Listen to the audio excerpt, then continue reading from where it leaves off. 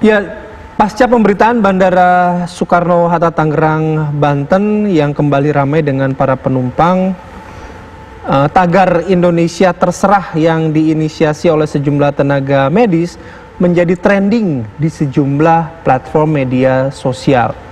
Mereka menunjukkannya dengan menggunakan APD sambil memegang kertas bertuliskan Indonesia Terserah. Ini menyuarakan kekecewaan mereka lantaran kebijakan penanganan COVID-19. Nah, tagar Indonesia Terserah ini semakin santer pasca pemberitaan Bandara Soekarno-Hatta yang kembali ramai setelah para penumpang akan datang ke lokasi itu dan berangkat ke tempat tujuan mereka masing-masing. Para tenaga medis ini menganggap jika ada pelonggaran PSBB, hal itu berpotensi memperluas penyebaran COVID-19. Ya, pagi ini kita akan langsung berbincang dengan Dr. Koko selaku Chairman JDN. Selamat pagi, Dr. Koko. Selamat pagi, Mbak. Selamat pagi, Mas Bayu. Ya, Dr. Koko, kita ingin tahu, ini kan ada sejumlah tenaga medis yang kemudian menyuarakan ya tagar Indonesia Terserah. Ini sebetulnya apa sih pesan yang ingin disampaikan? Apakah kemudian ini untuk perilaku masyarakat Indonesianya ataukah untuk kebijakannya? Ya, terima kasih. Jadi saya juga melihat postingan-postingan teman-teman tuh, tidak sedikit yang mengangkat kertas ya, kemudian dituliskan Indonesia Terserah di kertasnya. Ada juga beberapa meme-meme lain tuh yang jadi ikut ramai juga di media sosial. Tapi kalau saya melihat, saya ingin melihat ini sebagai sebuah upaya sebenarnya dari teman-teman tenaga medis, kemudian mereka yang sudah selama mulai dari Maret sampai Mei itu mencoba memberikan perspektif kepada masyarakat, mencoba memberikan edukasi kepada masyarakat agar lebih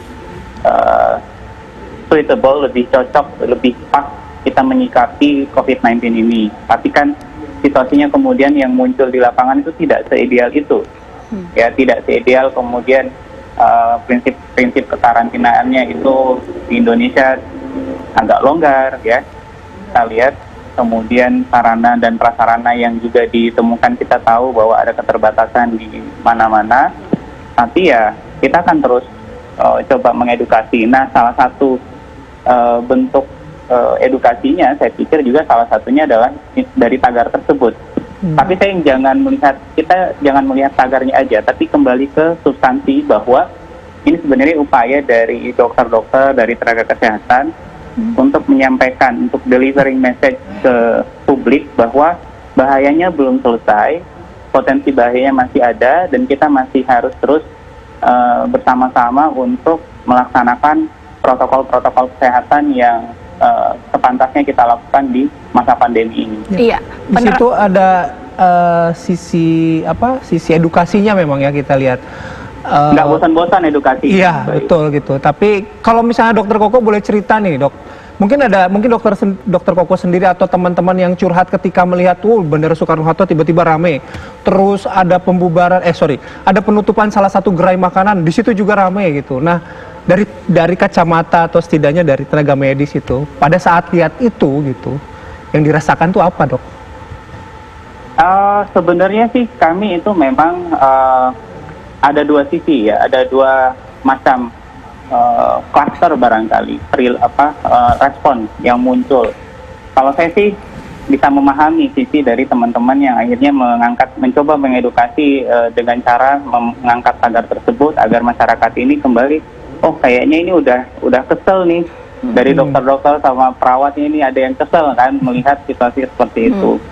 Tapi saya sendiri juga mencoba melihat kerangkanya secara lebih utuh. Ini kan kalau kita lihat itu tidak terjadi dalam satu malam tuh. Ya, ada masyarakat kita yang sudah diedukasi untuk stay at home, menjaga jarak, itu benar-benar mereka melaksanakan. Dan kami harus salut sama yang sudah ikut ajakan tersebut. Tapi ada juga masyarakat yang berada di titik-titik penangkapan yang lain. Penangkapan edukasinya itu loh, pengaplikasian edukasinya. Ada yang tengah-tengah, ada yang malah longgar banget kan. Dan itu kemudian kalau kita lihat dari hari ke hari, memang tetap ada yang tetap kita terus edukasi, itu tercapai sasarannya. Ada juga yang ya seperti itu. Akhirnya mereka dianjurkan untuk mudik online, tapi mudiknya mudik offline tetap. Iya. Nah, dokter, tetap ada seperti ini nih. Dokter Koko, dari yang tadi Dokter Koko sampaikan itu, dampaknya yang dirasakan oleh tim dari tenaga medis sejauh ini seperti apa, dokter? Ya. Jadi gini, yang kita harus paham, teman-teman tenaga medis itu juga manusia, ya. Dokter, teman-teman perawat, mereka yang berjibaku nih di seluruh sistem kesehatan kita saat ini, itu tentu we are human ya. Kami adalah manusia juga. Jadi pada satu titik mungkin ada potensi fatigue, kelelahan, potensi burnout, kan hal-hal semacam itu bisa terjadi. Nah, tapi basicnya teman-teman tenaga kesehatan ini itu di waktu selama pendidikan itu emang udah ditempa keras tuh. Jadi ya kadang kita cuma perlu pelampiasan sedikit gitu ya. Kayak gue kesel nih, jadi dia menulis. Habis itu tetap lagi jalan pelayanannya, pengabdiannya jalan lagi.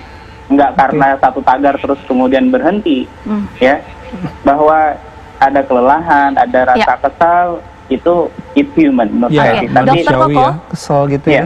Iya, Dokter Koko, nanti kita akan berbincang kembali ya mengenai dampaknya ini seperti apa, termasuk juga apakah ada peningkatan dari jumlah pasien yang terjangkit COVID-19 dengan keresahan yang tadi dokter sampaikan. Tapi nanti ya dokter ya, saat lagi kami kembali hadir. Terima kasih.